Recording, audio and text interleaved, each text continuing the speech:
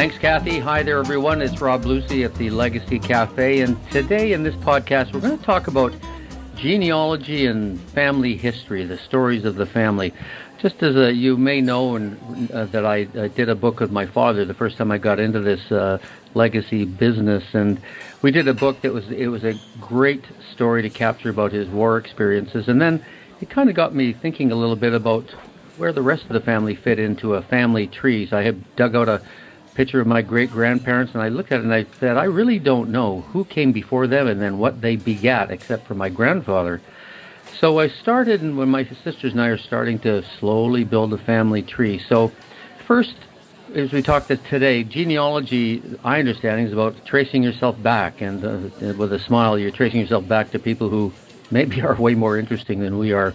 And then secondly, the family stories in the history. Where does that fit in? So what comes first, genealogy or family history, or do they feed each other, or are they complementary to each other?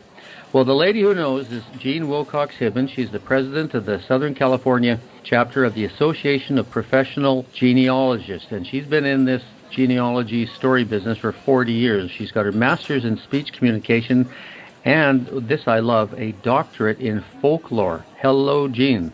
Hi, Rob. How you doing? I'm good. I can't imagine, before we get going here, the fun it would have been to get a PhD in folklore, which folklore, I think, is kind of the beliefs and customs and stories of a particular community. So it must have been a whole bunch of fun researching and doing that.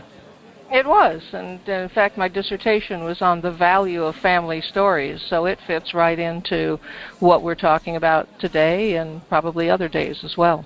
Yep. Well, great. Well, let's do that. Let's get some definitions on the line. So, because my goal here is to have me and our listeners understand the relationship between genealogy and family history and how they maybe do feed each other and are complementary. So let's do some definitions. What is genealogy? Well, genealogy is pretty much just the cold hard facts, names, dates, and places.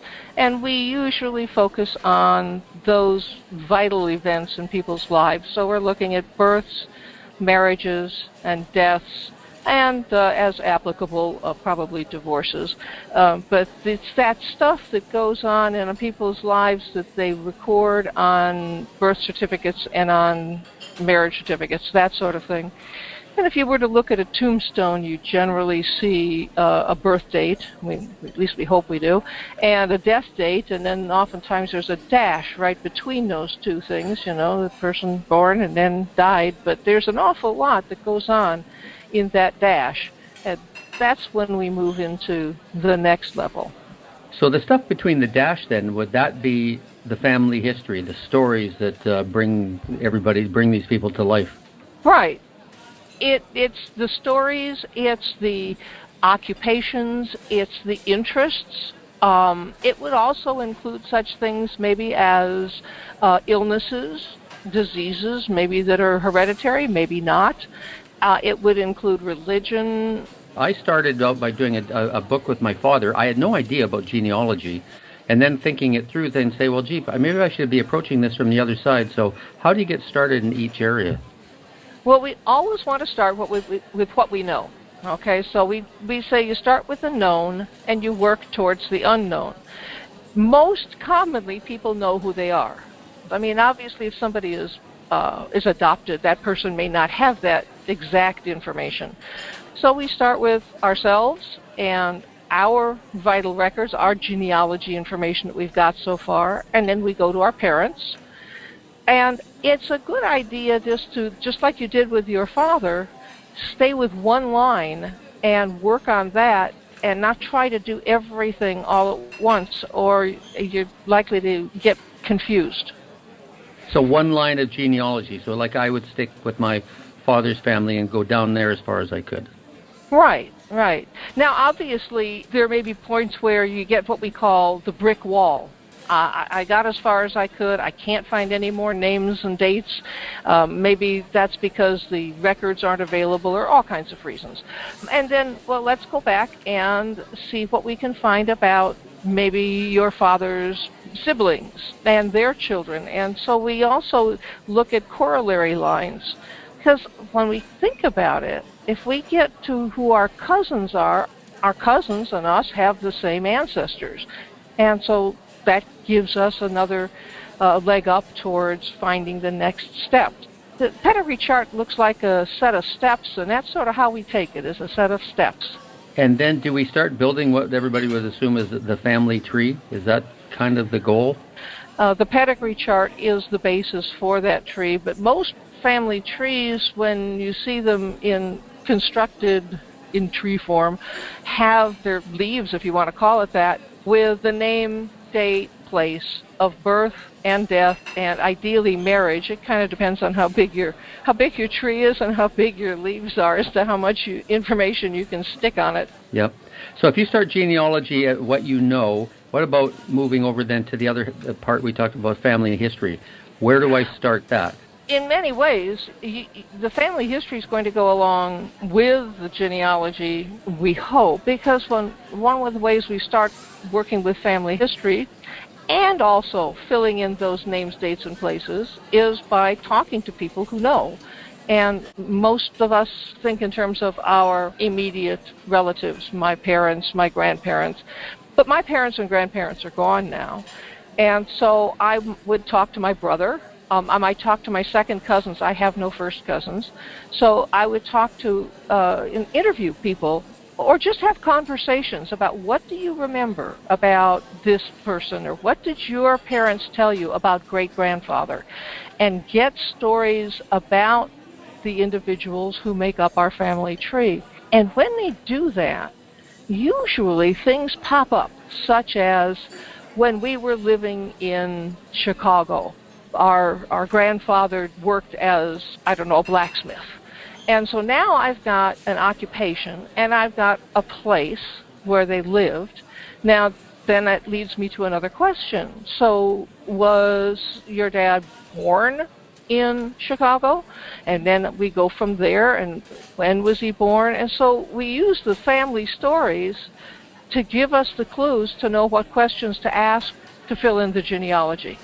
Oh, I get it. Yeah. Okay, now I'm clear. So I'm going to repeat this because I found it a little bit confusing. If I start in the genealogical side, I mean, I'm doing dates, and it's kind of a colder sort of medium for me anyway. It's kind of like, here's the logic of the family growth. But then that'll lead me to where some great stories are, perhaps. And reversing that, if I started with story, it may lead me to help fill in the genealogical side, the family and who was who in the zoo. Right, exactly. And you keep it working forward, well, hopefully, or backwards, really, because in genealogy, forwards is really backwards. That's right. Because we're going back up the tree. That's another thing about family trees that's rather confusing, because when you think of a tree and you think of your roots, but when we look at a family tree, all those ancestors are in the leaves, where maybe they really should be down in the roots, and we should have our children and their children up in the leaves. I'm going to go back to genealogy for a minute. Ain't it easy? Isn't it just all on the internet? No. There is a lot on the internet, and there's a lot of incorrect information on the internet.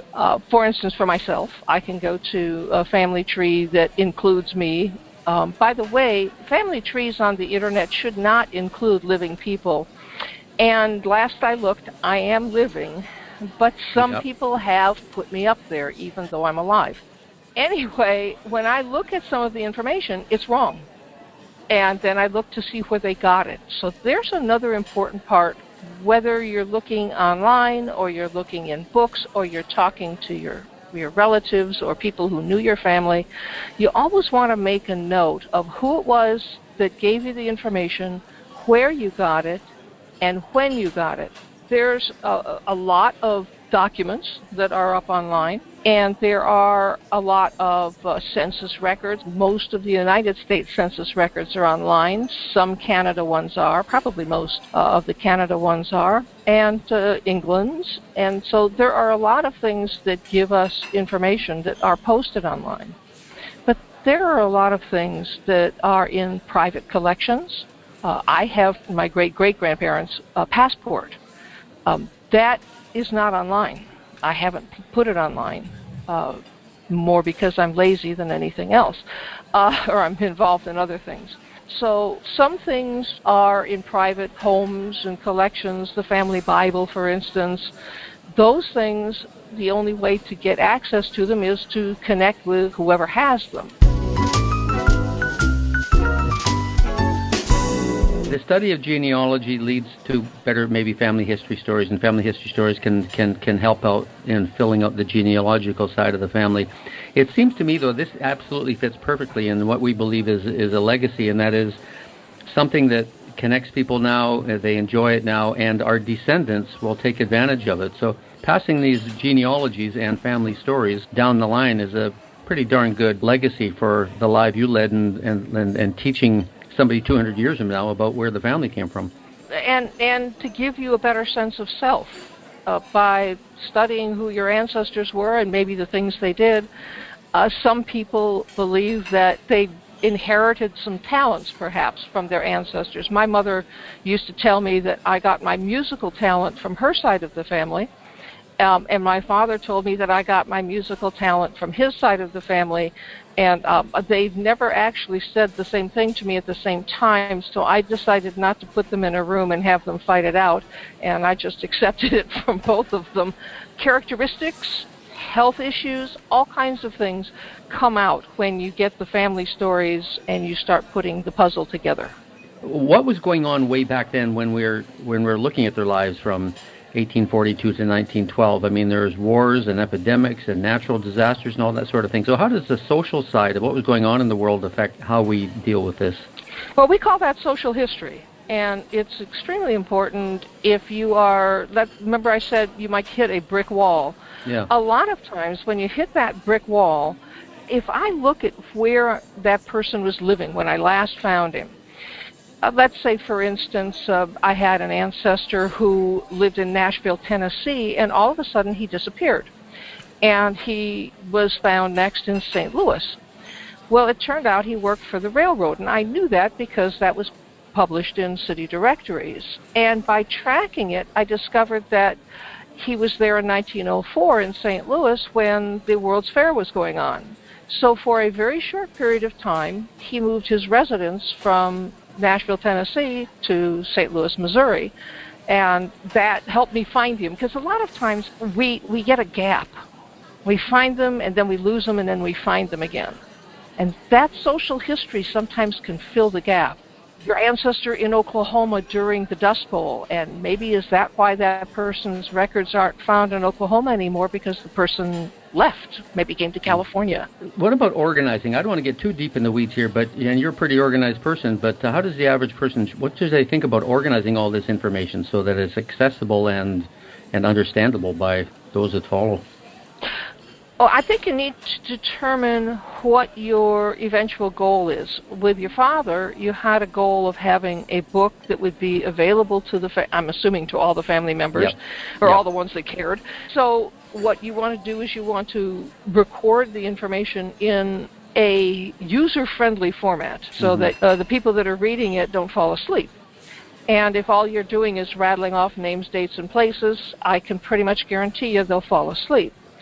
So if you're doing this in a narrative format and you're telling the story, you would do it just like you would tell any other story. But if what you want to do is create a pedigree chart to put up online so the whole family can access it, then there are a variety of programs and a variety of websites that can allow you to do that. I don't have mine up online. Like I said, my name is up there in a few family trees because some of my distant relatives have put it up. But I keep mine in a software program, and I keep it on my computer, except for one particular tree that I have allowed to be up there. So I'm real particular because people go in and, well, this is going to sound really weird, but they steal your ancestors. So they'll take like a piece of your tree and they will graft it onto their own. Now, maybe it belongs there. Why? They want to be related to certain people. My husband's a perfect example. His seventh great-grandfather was Roger Williams. Now, Roger Williams founded Rhode Island. And a lot of people really think it would be cool to have Roger Williams in their line. And if their surname happens to be Williams, that gives them even that much more of a desire to put him in their line. And they do that. And I don't know why people do that, but they do. And it does kind of confuse things for the next genealogist that comes along. and thinks that that's accurate. We've talked about genealogy and family history, getting the stories. If somebody hasn't started down either one of those roads, what's the first step to take in each of those roads, genealogy and number 2, family history? Well, as I said, you start with what you know. So you start writing down. And if you want to put it into a pedigree chart, that's really easy to do if you go into any search engine and write down pedigree chart and maybe blank or something that would indicate that you're not looking for a pedigree chart that's all filled out. And you can download printable pedigree charts, and then you can fill them in by hand. Or in some cases, you can download a pedigree chart that you can fill in right there on the computer. And you start with yourself, and then when you get to that point where, okay, now I don't know where to go from here. You mentioned your great-grandfather. Where are you going to find information about him? Well, we look at census records. That's one of the first things that most people do if they're in America, and if they're in Canada, and if they're in England, or places where they did the censuses every 10 years or however often they did them. And you look for your ancestor there as a child.